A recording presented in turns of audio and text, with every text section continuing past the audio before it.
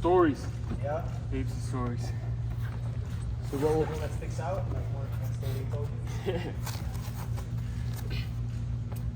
you?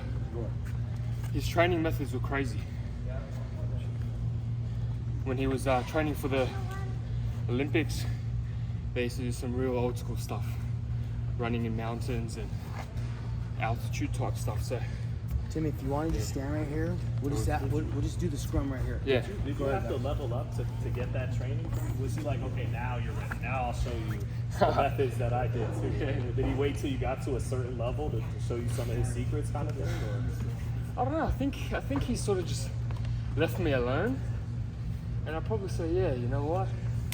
Time for it now. Let's see how tough this guy really is. You know. What did you find the hardest out of some of the training methods that you're like, oh my God, I don't know if I can do this one? In Thailand, the heat is crazy, and the humidity is. So you're sweating non-stop, liters and liters. So for me, it was like 1 hour non-stop work on the bag, followed by combinations and stuff like that. More of a mental thing. It was like a marathon. Your legs start cramping up, your shoulders, and he wasn't letting you breathe. So I think that was the toughest. You know, I came out of it, my cheeks were drawn out, and yeah, I definitely felt it. I think you got some satisfaction. For me, it was an accomplishment. I was like, I did it, you know. This guy didn't break me, so it was good. You know, let me get my Mark Kriegel on for a second. Did it like do anything for you guys as father and son, like even just outside of boxing? You know what? Sometimes a flame needs to be a candle needs a flame, a fire needs a flame, and I think that was the little ignition between both of us, and a little flame can cause a big fire, and that was the little flame that just got ignited. Was any of that had to do with the Fundora fight? Like he's like, hey, you know, let's train. I want to show you some things. So no, it more came from me because there's not many people in this, I guess, at the very, very top of the sport, especially coming from Australia to America, that I could really lean on and rely on and talk to, you know, coming off a loss. It was like, all right, no one's in this position besides myself. The only one that's felt it was my dad, so it was like a little reunion, little talk, and just to talk over it and like think about how serious this one really is, you know. Do you ever exchange glances with each other as family and think, damn, we never imagined being here in this place at this time now as father and son and as fathers? Yeah, it's pretty crazy to even think that, you know, like there isn't many father and son duos that have accomplished big things. So for me to do that and to keep pushing it and to be remembered as probably one of the greatest boxing families ever lived, that's my ultimate goal. Well, it's not just you, it's your brothers as well.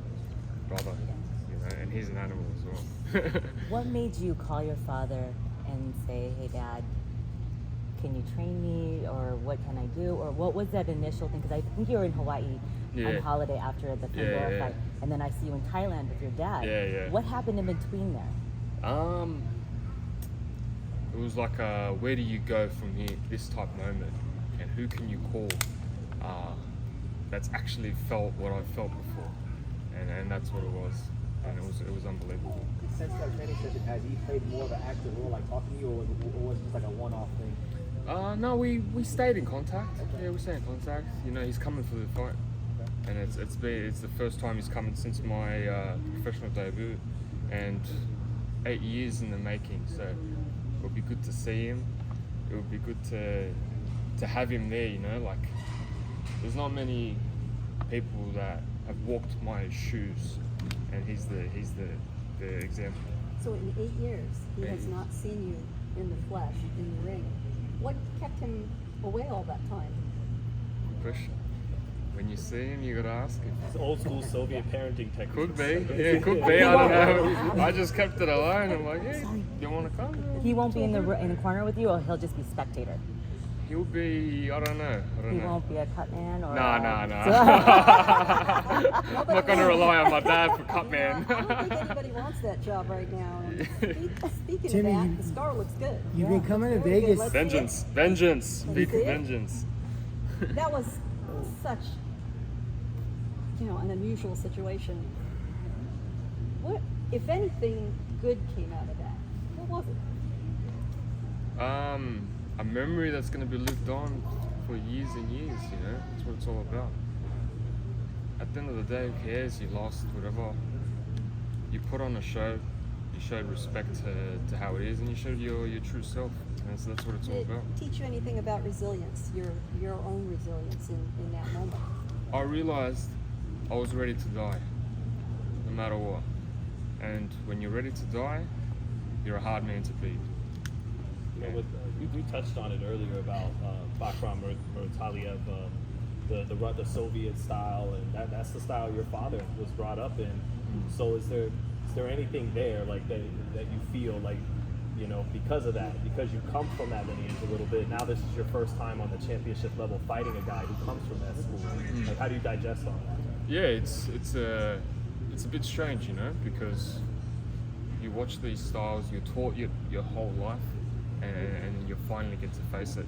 It's you don't know what to expect. I guess you know what to expect. You've been taught your whole life, but you actually don't know what to expect because there's not many styles that you can sort of, that Russian style, Soviet style. You don't really see it as much in Australia and in America. So yeah, I'm looking forward to it. Well, one thing about you and your dad's style, you guys do the pull counter a lot. And he did it, like now it's popular, but he was doing it in the 90s and stuff. And where does that come from? Because that's not really the Soviet style. Soviet style is more the feint with the lead hand. Yeah. Like a bivol. Right. Yeah. Or Usyk or those guys. Yeah. So where does that pull, that Tszyu pull come from? I think probably a bit of swagger in his head. that's dad's. You gotta have swagger, do it. Yeah. You gotta have the eye and the confidence to be able to, see a sort of shot coming and, so I don't know. I guess it's it's in the eye. And then it's so I think it was leaked a couple months ago that like this is part of a plan to inevitably rematch Fundora. Is that right? Is that the long term plan? Yeah, you know what? Boxing changes. One thing in 1 month could be a completely different story. Who knows, man, what the future holds. I'm just focusing right now on the present. Well, he is, rumored like he has an extension by the WBO to hash out a fight with Crawford. If that fight did happen, who do you think would win that fight? Leaning towards a bit more to Crawford, but then again, no one can really ever prepare for a style like Fundora. His height, you're punching up. He's taller than Anthony Joshua. Anthony Joshua's a super heavyweight. Is that a rematch you definitely want to get before it's all said and done? Though, Yeah, for sure. But the good thing is we're young. We're young and we've got not years to wait, but we've got plenty of time to make things happen. These other guys are a bit older, so the time's running out. Something that as soon as I felt it, when I put my head down, it was a fountain, and that's not many times you get to feel that. It was again on the top of the head, right next to the vein. So something like that, I think, was impossible to stop at the time. Your heart's beating 180 beats per minute. Every time it beats, it's just popping more blood. Boom, boom, boom. Could it have been stopped for an extra 5 seconds around? Maybe. But it seemed like even before you came out, you were already. It was already what? Yeah, I think it was a very hard cut to stop. Like, there was nothing really more that could have been done. You couldn't. I don't believe you could have done more. And just asking about Errol Spence too, because another guy rumored to fight Fundora, but then some people are like, he won't be able to recover from the Crawford fight and all. How do you assess him as a fighter? Do you think he still has something left? Yeah, man. Like we're fighters at the end of the day. Like you can't break us mentally. I feel like if Errol Spence wants to get it on again, he'll be able to. Simple. I'm hoping he does actually. I'd love to fight him as well. Why would you stylistic matchup kind of thing? Stylistic matchup. Yeah. Stylistic matchup. It'll be as we say in Australia, a barn burner. So Fireworks. So if you had to name like 3 to 5 guys in order, like who are the best fights in the division? Well, first of all, Bakhram Murtazaliev, but you know thereafter, what else? Well, look, there's plenty of options. I think what's his name? Charlo. Jamel? Yeah, the 54. the younger one. Yeah. Yeah. The twins, aren't they? Yes. Yeah. The smaller one. I mean. He's a minute and a half younger, I think. A minute? You got it right. Yeah, you you can got tell. it. Who else is there? There's Errol Spence, Fundora, Erickson Lubin. You know, there's plenty of names.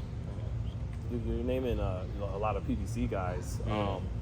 Is that, you know, it was publicized, Turkey Al-Sheikh clapped at you or whatever, but it's you, Gervonta Davis, and Canelo.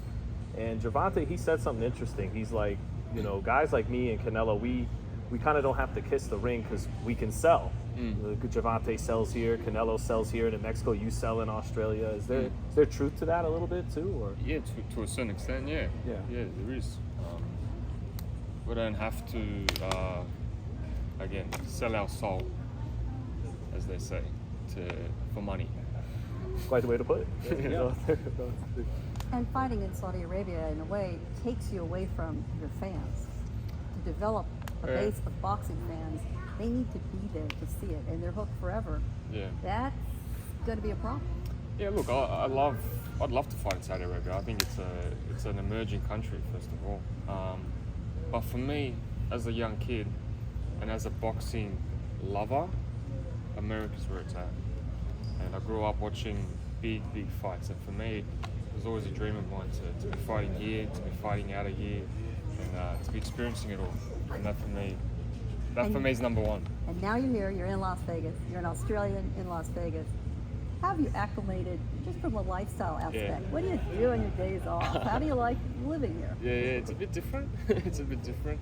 I'm used to the beach, so there's no beaches here, especially in Vegas. But yeah, it's a little bit different. But I'm slowly getting used to it. And Vegas is hot. Yeah, preferably for a little bit of that California weather, actually. Well, come down to San Diego, we'll take good care of you.